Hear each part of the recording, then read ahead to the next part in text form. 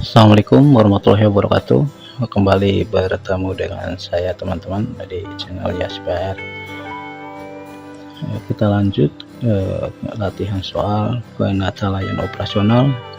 Kali ini sumbernya dari Undang-Undang Nomor 25 Tahun 2009 tentang pelayanan publik. Latihan soal ini adalah latihan yang ke-10. Baik teman-teman, kita mulai pada soal yang pertama. Pelayanan publik harus dilakukan dengan prinsip transparansi. Apa yang dimaksud dengan asas transparansi dalam pelayanan publik? A. Pelayanan publik harus dilakukan secara terbuka sehingga mudah diawasi oleh masyarakat. B. Pelayanan publik harus memberikan keuntungan kepada semua pihak yang terlibat. C. Pelayanan publik harus dapat menyesuaikan dengan kebutuhan setiap individu. D. Pelayanan publik harus mengutamakan kepentingan umum di atas kepentingan pribadi. E. Pelayanan publik harus bebas dari pungutan liar. Jawabannya adalah A. Asas transparansi dalam pelayanan publik berarti bahwa penyelenggara pelayanan harus terbuka, jujur, dan mudah diakses oleh masyarakat, sehingga memungkinkan adanya pengawasan. Hal ini dijelaskan dalam pasal 4 Undang-Undang Nomor 5 Tahun 2009. Kita lanjut ke nomor 2. Masyarakat memiliki hak untuk mendapatkan pelayanan cepat, mudah, dan terjangkau. Faktor apa yang paling mempengaruhi penerapan prinsip ini? A. Proses birokrasi yang rumit. B. Kemampuan teknologi dan sumber daya manusia. C. Kebijakan politik pemerintah daerah. D. Jumlah penduduk di wilayah tersebut. E. Keterbatasan anggaran daerah. Jawabannya B. Faktor kemampuan teknologi dan sumber daya manusia merupakan kunci dalam memberikan pelayanan yang cepat, mudah, dan terjangkau. Penggunaan teknologi dapat mempercepat pelayanan sehingga SDM yang kompeten dapat memastikan proses pelayanan berjalan lancar. Hal ini sesuai dengan Undang-Undang Nomor 25 Tahun 2009 Pasal 4. Kita lanjut ke nomor 3. Terdapat kewajiban untuk menyusun dan mempublikasikan standar pelayanan publik. Salah satu fungsi dari standar pelayanan ini adalah A. Memberikan keuntungan finansial kepada penyelenggara pelayanan publik. B. Memberikan panduan kepada masyarakat mengenai tata cara pelayanan. C. Memastikan bahwa pelayanan publik hanya dinikmati oleh golongan tertentu. D. Menyederhanakan prosedur hukum di sektor publik. E. Mencegah masyarakat mengajukan komplain. Jawabannya adalah B. Standar pelayanan publik berfungsi sebagai panduan bagi masyarakat tentang tata cara mendapatkan pelayanan. Hal ini diatur dalam pasal 20-21 Undang-Undang Nomor 25 Tahun 2009 yang menyebutkan bahwa standar pelayanan harus disusun dan dipublikasikan agar masyarakat dapat mengaksesnya dengan mudah. Lanjut ke nomor 4. Siapakah yang bertanggung jawab atas penyusunan standar pelayanan publik? A. Presiden. B. Gubernur. C. Menteri. D. Penyelenggara pelayanan publik terkait. E. Kepala Ombudsman Republik Indonesia. Jawabannya adalah penyelenggara pelayanan publik bertanggung jawab untuk menyusun standar pelayanan publik sesuai dengan tugas dan fungsi yang diemban. Hal ini ditegaskan dalam pasal 20 Undang-Undang Nomor 25 Tahun 2009. Kita lanjut ke nomor 5. Disebutkan bahwa masyarakat berhak untuk mengajukan pengaduan jika mengalami ketidakpuasan terhadap pelayanan publik. Di manakah masyarakat dapat menyampaikan pengaduan tersebut? A. Kantor polisi terdekat. B. Kementerian Dalam Negeri. C. Pengadilan Tata Usaha Negara.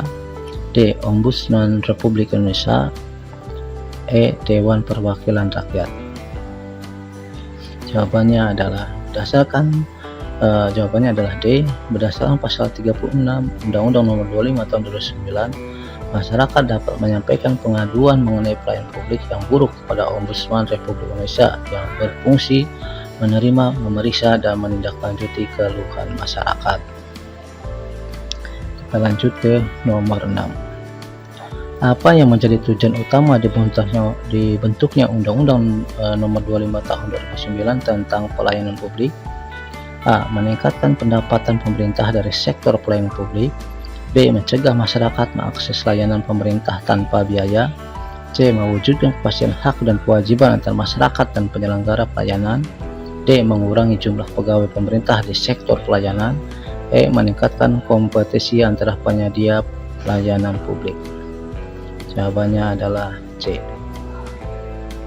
Tujuan utama Undang-Undang Nomor 25 Tahun 2009 adalah untuk menciptakan kepastian hak dan kewajiban antara masyarakat dan penyelenggara pelayanan publik, dengan harapan pelayanan dapat dilakukan secara lebih profesional, transparan, dan akuntabel. Nomor 7. Apa sanksi yang dapat dikenakan kepada penyelenggara pelayanan publik yang melanggar ketentuan? A. Penjara seumur hidup. B. Penurunan pangkat dan pemecatan. C. Penghargaan publik. D. Tindakan administrasi ringan. E. Tidak ada sanksi yang jelas. Jawabannya adalah B. Sanksi terhadap penyelenggara pelayanan publik yang melanggar Undang-Undang Nomor 25 Tahun 2009 diatur dalam pasal 51. Sanksinya dapat berupa sanksi administratif termasuk penurunan pangkat hingga pemberhentian dari jabatan. Nomor 8. Apa yang dimaksud dengan maladministrasi dalam pelayanan? A. Prosedur yang lambat tetapi sesuai dengan aturan. B. Pelayanan publik yang dilakukan sesuai dengan peraturan yang berlaku. C. Penyalahgunaan wewenang dan penyimpangan prosedur oleh penyelenggara pelayanan publik. D. Pelayanan publik yang dilaksanakan tanpa pemungut biaya. E. Pelayanan yang dilakukan tanpa menggunakan teknologi. Jawabannya adalah C.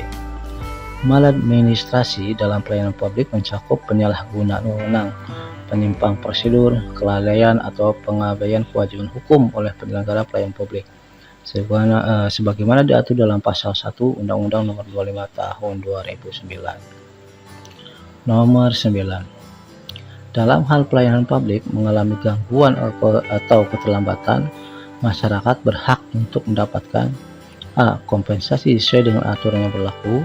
B. Permohonan maaf dari penyelenggara pelayanan. C. Pemberhentian layanan. D. Layanan yang lebih lambat. E. Biaya tambahan untuk mempercepat layanan. Jawabannya adalah A. Berdasarkan pasal 18 Undang-Undang Nomor 25 Tahun 2009, masyarakat berhak mendapatkan kompensasi jika pelayanan publik mengalami keterlambatan atau tidak sesuai dengan standar yang telah ditetapkan. Lanjut ke nomor 10. Salah satu asas penting yang diatur dalam Undang-Undang Nomor 25 Tahun 2009 adalah akuntabilitas. Apa yang dimaksud dengan asas akuntabilitas dalam konteks pelayanan publik? A. Penyelenggara pelayanan publik harus mendapat izin dari masyarakat sebelum memberikan layanan. B. Setiap tindakan penyelenggara pelayanan harus dapat dipertanggungjawabkan sesuai peraturan. C. Pelayanan publik harus dilakukan dengan biaya yang setara untuk semua orang. D. Semua layanan publik harus gratis tanpa biaya tambahan. E. Penyelenggara layanan publik tidak perlu melaporkan tindakannya kepada otoritas lebih tinggi. Jawabannya adalah B. Asas akuntabilitas berarti bahwa setiap tindakan penyelenggara pelayanan publik harus dapat dipertanggungjawabkan kepada masyarakat. Hal ini sesuai dengan peraturan yang berlaku dan dijelaskan dalam pasal 4 Undang-Undang Nomor 25 Tahun 2009. Lanjut ke nomor 11. Penyelenggara pelayanan publik berkewajiban memberikan informasi yang jelas kepada masyarakat. Informasi tersebut meliputi hal-hal berikut kecuali prosedur pelayanan, B. Biaya pelayanan, C. Waktu penyelesaian pelayanan, D. Identitas penerima pelayanan, E. Mekanisme pengaduan. Jawabannya adalah D. Menurut Undang-Undang Nomor 25 Tahun 2009, penyelenggara pelayanan publik wajib memberikan informasi terkait prosedur, biaya, waktu penyelesaian, dan mekanisme pengaduan. Identitas penerima pelayanan tidak termasuk informasi yang wajib disampaikan karena melibatkan privasi individu. Nomor 12. Salah satu hak masyarakat yang diatur dalam Undang-Undang Nomor 25 Tahun 2009 adalah hak untuk mendapatkan perlakuan yang adil dalam pelayanan publik. Apa yang dimaksud dengan perlakuan adil dalam konteks ini? A. Setiap orang berhak mendapatkan pelayanan sesuai dengan kemampuannya. B. Semua orang mendapatkan pelayanan yang sama tanpa membedakan status sosial atau ekonomi. C. Pelayanan publik diberikan berdasarkan prioritas golongan masyarakat tertentu. D. Pelayanan publik disesuaikan dengan wilayah tempat tinggal. E. Pelayanan hanya diberikan kepada mereka yang memiliki jabatan tinggi. Jawabannya adalah B. Perlakuan adil dalam pelayanan publik berarti tidak ada diskriminasi berdasarkan status sosial, ekonomi, suku, agama, atau jabatan. Semua orang berhak mendapatkan pelayanan yang sama sesuai dengan ketentuan pasal 4 Undang-Undang Nomor 25 Tahun 2009. Nomor 13. Penyelenggara pelayanan publik wajib menyelenggarakan pelayanan secara profesional. Apa yang menjadi ciri utama dari pelayanan profesional? A. Pelayanan dilakukan dengan cepat tanpa memperhatikan kualitas. B. Pelayanan dilakukan sesuai standar berlaku dan oleh tenaga ahli yang berkompeten. C. Pelayanan dilakukan dengan biaya yang sangat mahal untuk menjaga kualitas. D. Pelayanan diberikan kepada golongan masyarakat yang mampu membayar lebih. E. Pelayanan disesuaikan dengan keinginan individu. Jawabannya adalah B. Pelayanan profesional berarti pelayanan diberikan sesuai standar yang berlaku dan oleh tenaga yang kompeten serta memiliki keahlian di bidangnya. Hal ini diatur dalam pasal 4 Undang-Undang Nomor 25 Tahun 2009. Apa yang dimaksud dengan kompensasi dalam konteks pelayanan publik? A. Ganti rugi yang diberikan kepada masyarakat apabila pelayanan tidak sesuai standar. B. Pembayaran tambahan oleh masyarakat untuk mempercepat layanan. C. Pelayanan tambahan yang diberikan kepada kelompok masyarakat tertentu. D. Biaya administrasi yang harus dibayar oleh masyarakat. E. Insentif yang diberikan kepada penyelenggara pelayanan publik. Jawabannya adalah A. Penjelasan kompensasi adalah bentuk ganti rugi yang diberikan kepada masyarakat apabila pelayanan tidak sesuai dengan standar yang telah ditetapkan. Hal ini sesuai dengan pasal 18 Undang-Undang Nomor 25 Tahun 2009. Nomor 15. Oh ini maaf ya Tuan, ada soal 20. Dalam hal pelayanan publik yang dilakukan oleh badan hukum, tanggung jawab tertinggi ada pada A. Presiden, B. Dewan Komisaris, C. Ombudsman, D. Pimpinan badan hukum yang bersangkutan, E. Menteri Dalam Negeri. Jawabannya adalah D. Tanggung jawab tertinggi dalam pelayanan publik yang dilakukan oleh badan hukum berada pada pimpinan badan hukum tersebut sesuai dengan pasal 15 Undang-Undang Nomor 25 Tahun 2009. Nomor 16. Apa yang dimaksud dengan penyelenggara pelayanan publik menurut Undang-Undang Nomor 25 Tahun 2009? A. Semua pegawai negeri sipil di Indonesia. B. Setiap institusi pemerintah yang memberikan layanan kepada masyarakat. C. Badan atau lembaga yang dibentuk oleh pemerintah atau badan hukum yang menyelenggarakan pelayanan publik. D. Semua pihak yang terlibat dalam kegiatan bisnis di sektor publik. E. Anggota Dewan Perwakilan Rakyat atau DPR yang terlibat dalam pengawasan pelayanan publik. Jawabannya adalah C. Menurut Undang-Undang Nomor 25 Tahun 2009, penyelenggara pelayanan publik adalah badan atau lembaga yang dibentuk oleh pemerintah atau badan hukum yang memberikan pelayanan kepada masyarakat. Baik, kita lanjut ke nomor 17. Apa peran standar pelayanan minimal atau SPM dalam pelayanan publik? A. Mengatur jumlah pegawai yang dibutuhkan dalam penyelenggaraan pelayanan. B. Menetapkan standar kualitas minimal yang harus dipenuhi oleh penyelenggara pelayanan publik. C. Membatasi masyarakat dalam mengakses pelayanan tertentu. D. Menentukan biaya minimum yang harus dibayar oleh masyarakat. E. Mengatur mekanisme penerimaan pegawai baru. Jawabannya adalah B. Standar pelayanan minimum atau SPM yang berfungsi menetapkan standar kualitas pelayanan publik yang paling rendah yang harus dipenuhi oleh penyelenggara pelayanan publik sesuai dengan pasal 21 Undang-Undang Nomor 25 Tahun 2009. Nomor 18. Salah satu kewajiban penyelenggara pelayanan publik adalah memberikan akses bagi masyarakat untuk menyampaikan saran dan keluhan. Mekanisme apa yang harus tersedia untuk memenuhi kewajiban ini? A. Kotak saran di setiap kantor pelayanan publik. B. Hotline telepon yang hanya tersedia di jam kerja. C. Sarana pengaduan yang mudah diakses baik secara langsung maupun melalui media elektronik. D. Formulir pengaduan yang hanya bisa diakses oleh pejabat tinggi. E. Buku tamu di kantor pelayanan publik. Jawabannya adalah C. Sesuai dengan pasal 36 Undang-Undang Nomor 25 Tahun 2009, penyelenggara pelayanan publik wajib menyediakan sarana pengaduan yang mudah diakses oleh masyarakat baik secara langsung maupun melalui media elektronik. Nomor 19. Apa yang harus dilakukan oleh penyelenggaraan pelayanan publik jika menerima pengaduan dari masyarakat? A. Mengabaikan pengaduan tersebut jika dianggap tidak relevan. B. Menyampaikan pengaduan kepada pihak ketiga untuk penyelesaian. C. Memproses dan menindaklanjuti pengaduan sesuai dengan mekanisme yang diatur.